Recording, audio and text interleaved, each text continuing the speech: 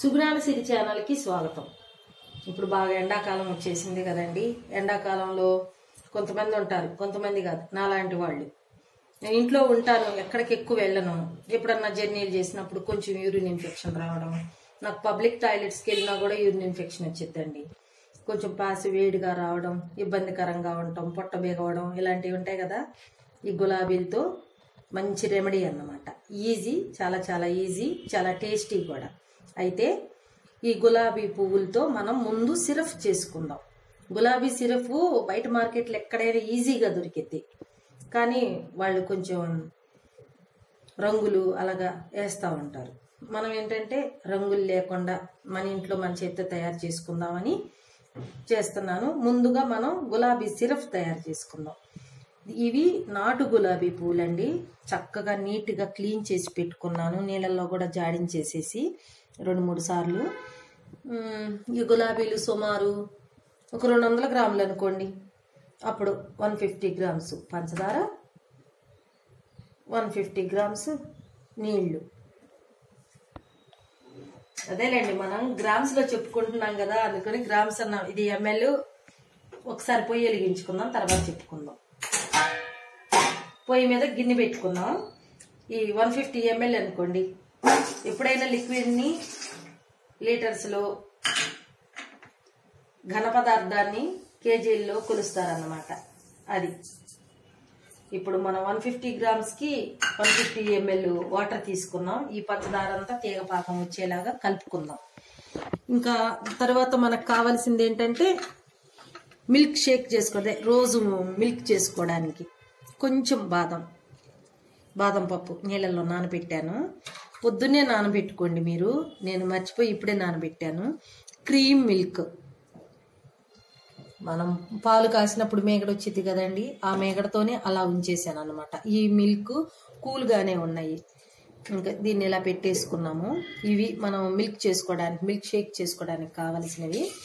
దీన్ని కొంచెం నీట్గా గంట పెట్టి తిప్పుతాం, కరిగేదాకా, పంచదార కరిగేలాగా. ఇవి అన్ని పూలతో కూడా చేసిద్ది అనుకుంటున్నారండి. అసలు పువ్వుల్లో ఎల్లో కలర్ రంగులో ఉండే పువ్వుల్లో ఉండిద్దండి సి విటమిన్. మామూలుగా ఉండదు. ప్రకృతి సిద్ధంగా మనకి ఏ కాలంలో ఏమి లభిస్తాయో అవన్నీ కూడా మనకి ఆ తాపాన్ని తట్టుకునే శక్తి ఉండిద్ది అన్నమాట. ఇప్పుడు చలికాలంలో కొన్ని వస్తాయి, కొన్ని రకాల ఫ్రూట్స్, కొన్ని రకాల ఐటమ్స్ ఉంటాయి. అవన్నీ మనకి ఆ కాలంలో ఎందుకు వస్తున్నాయి అంటే ఆ కాలంలో తినదగ్గాయి అన్నమాట. ఓన్లీ ఆ ఫ్రూట్స్ వల్ల, వాటి వల్లే మనం ఆరోగ్యాన్ని కాపాడుకోవచ్చు. ఇప్పుడు చలికాలం వస్తుంది, ఇప్పుడు ఎండాకాలం వచ్చింది. ఎండాకాలంలో తర్బూజా వచ్చిద్ది, వాటర్ మిలన్ వచ్చిద్ది, దోసకాయలు, సొరకాయలు, ఇలాగా వాటర్ ఎక్కువ ఉన్న వాటికి మన ఒంటికి చలవ చేసేవన్నమాట ఇలాంటివన్నీ. అవి వాటిల్లో పూలు కూడా కొన్ని రకాల పూల్లో కొన్ని నేను గులాబీ జ్యూస్ తయారు చేశాను. అంటే దానికి కాక్టైల్ జ్యూస్ అని హెడ్డింగ్ పెట్టాంలేండి. అది అసలు పిల్లలకి ఆ ఋతుక్రమ సమస్యలు వచ్చేటప్పుడు అండి, అది ఒక్కటి తాగితే చాలండి, మొత్తం బాధలు పోతాయి. నొప్పి పోయిద్ది, పొట్టలో నొప్పి పోయిద్ది, వికారం, వాంతులు అయ్యేలాగా ఉండేది, అవన్నీ పోతాయి అన్నమాట. ఇంకా ఈ గులాబీలు వంటకాల్లో వాడతారు, మీకు తెలుసా అండి?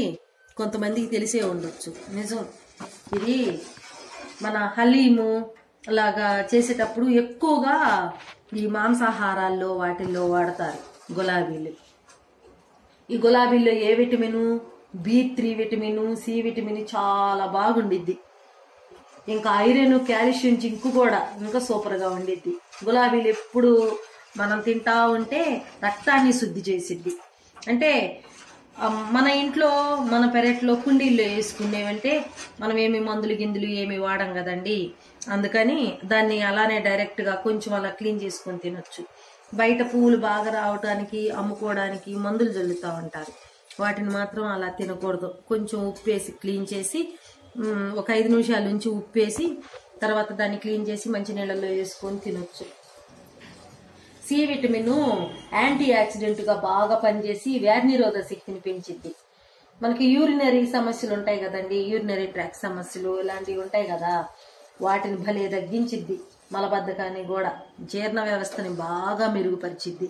గులాబీ గురించి చాలా మంది గులాబీ తింటే రక్తం పట్టిద్దంట అని చెప్పుకుంటారు చాలా మంది. ఇంకా గులాబీ antibacterial, antiseptic, antioxidants లక్షణాలు ఎక్కువగా ఉంటాయి. చర్మాన్ని డీహైడ్రేషన్ నుంచి కూడా కాపాడిద్ది. గులాబీలు మన సాంప్రదాయ వైద్యంలో వాడతారు, మీకు తెలిసినో లేదో కానీ. ఆడవారిలో ఋతుక్రమంలో వచ్చే సమస్యలు ఉంటాయి కదండి, నొప్పులు కొంచెం కొన్ని ఉంటాయి కదా, అలాంటివి కూడా బాగా తగ్గిస్తాయి అన్నమాట. గులాబీల ఆయిల్ కంట్రోల్ చేసిద్ది, చర్మానికి మంచి నిగారింపిచ్చిద్ది, యూవీ కిరణాల నుంచి రక్షించిద్దండి. ఇది డ్యామేజ్ అయిన కణాలు ఉంటాయి చూశారు, వాటిని కూడా రిపేర్ చేసిద్ది, ఒత్తిడిని దూరం చేసిద్ది.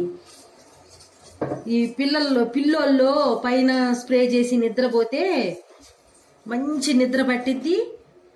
దాన్ని కొంచెం పాలల్లో ఇలా నలిపేసేసి, ఈ గులాబీ రేకులు పాలల్లో కొంచెం ఇలా నలిపేసి దాన్ని కళ్ళ కింద కానీ ఫేస్కి కానీ రాసుకొని పడుకొని పొద్దున్నే గనక ఫేస్ వాష్ చేసుకుంటే చాలా మొటిమలు పోయి ఆ డార్క్ సర్కిల్స్ అనేవి పోతాయి అన్నమాట. అంత బాగా పనిచేసిద్ది గులాబీ. అందుకని మనం గులాబీ సిరప్ తయారు చేసుకున్నాం. ఇంకో రోజు గులాబీ షర్బత్, ఇంకా అది ఇంకా సూపర్ అన్నమాట, చాలా బాగుంటది. ఇప్పుడు దీన్ని మనం తీగ పాకం వచ్చేలాగా పాకం తెచ్చుకోవాలి. అలా తీగ పాకం వచ్చేలాగా వచ్చిందాకా మనం దీన్ని అట్లా వండుతూనే ఉండాలి. అదిగోండి పాకం, కొంచెం తీగ పాకం, అదిగోండి ఇలా అన్నప్పుడు ఇలా, అదిగోండి తెలుస్తుందండి, అదిగోండి ఇలా. ఇంకా ఆడితే ఇంకొంచెం తెలిసిద్ది. ఈ 2 వేళ్ళకి ఇలా కలుసుకొని ఇట్లా అంటే వచ్చిద్ది అన్నమాట.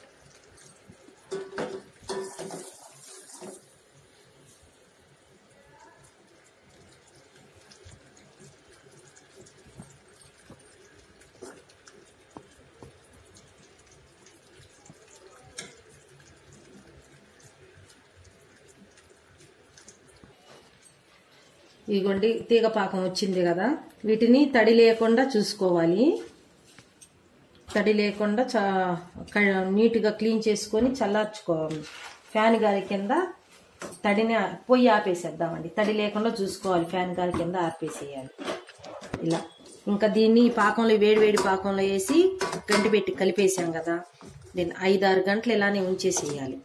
అప్పుడు ఈ గులాబీలో ఉన్న ఆ ఫ్లేవరు, ఆ కలర్ అంటే బయట వాటి అంత కలర్ రాదు, కానీ కలర్ వచ్చిద్ది, లైట్గా వచ్చిద్ది.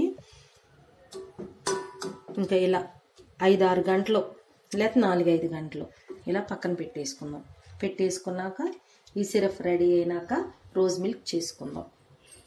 దీని మీద మూత కూడా పెట్టాలి. ఇదిగోండి ఇలా మూత పెట్టేసి, ఇందాక మూత పట్టలేదు, మూత పెట్టేసి 5 గంటలు, ఖచ్చితంగా 5 గంటలే చూద్దామండి. ఇదిగోండి ఆవదం, ఇది మనకు ఒక 60 గ్రామ్స్ వచ్చిందండి, 1/2 కేజీకి. ఇది చాలా కష్టం, చేతుల మీద పడుతూ ఉండిద్ది, గింజలు మళ్ళీ వేయించడం, తొక్కించడం, ఇవన్నీ కూడా. అయినా మనంతరకు మనం చేసుకుంటే చాలా సంతోషం, మంచి ఆరోగ్యం కూడా. అందుకని ఇంట్లో ఎలా తయారు చేసుకోవాలో ఆవదం గురించి చెప్పాము. మీరు కూడా చేసుకోండి. మీకు ఎలాగా వచ్చింది, మీకు ఎంత ఆయిల్ వచ్చింది, అంటే గింజలు కూడా ఉంటాయండి, ఆయిల్ వచ్చే గింజలు ఉంటాయి, కొంచెం అటు ఇటుగా ఉండే గింజలు ఉంటాయి. అందుకని ఆ గింజలను బట్టి కూడా వచ్చింది. అందుకని మీరు కూడా చేసుకొని మీకు ఎలా వచ్చిందో మా కామెంట్ బాక్స్ ద్వారా తెలియజేయగలరు.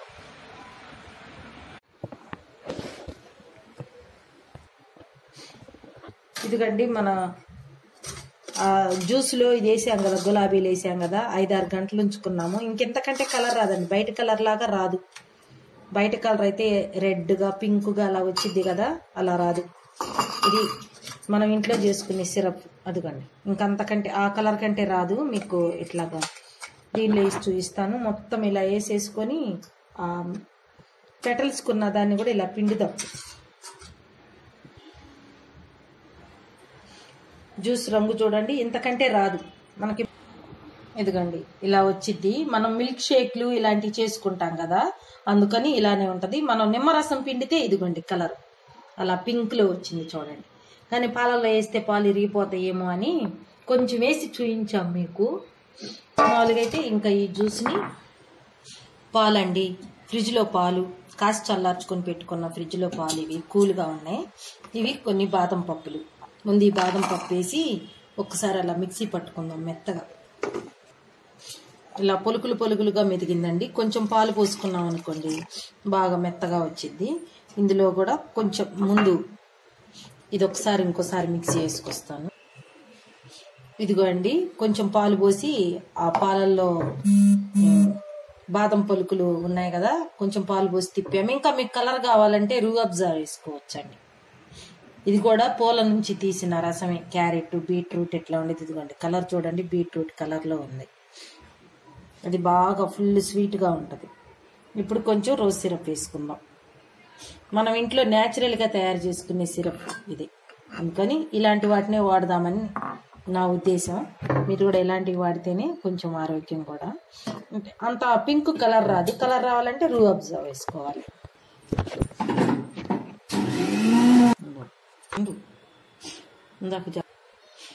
ఇదిగోండి కలర్ కావాలంటే రూ అబ్జా వేసుకోవచ్చండి. రూ అబ్జా వేసి కొంచెం పాలని ఒక్కసారి మిక్సీ వేసి ఒక్కసారి తిప్పుదాం, అప్పుడు మంచి కలర్ వచ్చింది.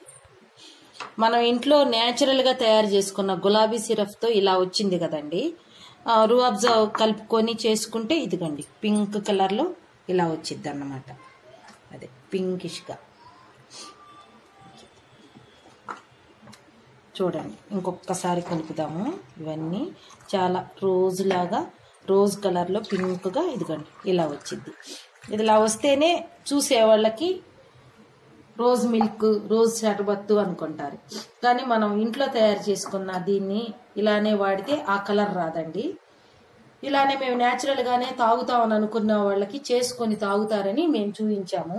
కలర్ కావాలి అని అనుకుంటే కొంచెం కొంతలో కొంత బెటరు రూ అబ్జా అనమాట. ఎక్కడైనా అమ్ముతారు దీన్ని. ఐసుల మీద ఇట్లా మనం ఇంట్లోనే ఫ్రిడ్జ్లో పెట్టుకున్న క్యూబ్స్ని బాగా నలగొట్టి వాటి మీద వేసుకొని కూడా తాగుతారు. ఇది ఓవర్ స్వీట్గా ఉండిద్ది, కొంచెం అయితే సరిపోయిద్ది అన్నమాట. న్యాచురల్గా తాగాలంటే మనం ఇంట్లో తయారు చేసుకున్న సిరప్తో తాగండి. కొంచెం కలర్తో తాగుతామంటే రూ అబ్జా బెస్ట్ అండి. ఇలా వేసుకొని తాగండి. ఇదేనండి రోజ్ షర్బత్తు.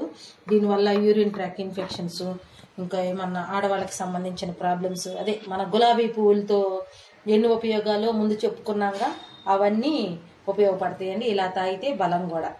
ఇది మీరు కూడా చేసుకొని మీకు ఎలా వచ్చిందో మాకు మా కామెంట్ బాక్స్ ద్వారా తెలియజేయగలరు.